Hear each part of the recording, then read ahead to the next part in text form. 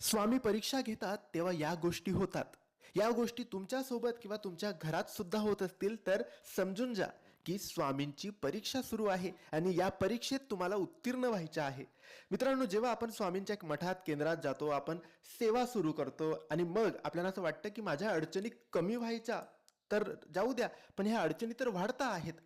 माझे पैसे कुठेतरी अडकले, पैसे मिळत नाहीये, घरात कटकटी सुरू आहेत, मी जेही काम करतोय त्यामध्ये मला अडचणी येत आहेत, जास्त येत आहेत, सेवा सुरू करून जास्त येत आहेत, किंवा मी जीही सेवा करतोय त्यामध्ये सारखी विघ्न येत आहेत, सेवेमध्ये खंड पडतोय, आरोग्य खराब होत आहे, सेवा पूर्णच होत नाहीये, पारायण करतो, मंत्रजप करतो, काही ना काही विघ्न येते, मंत्रजप करायला बसतो तो डोक्यात अनेक विचार येतात.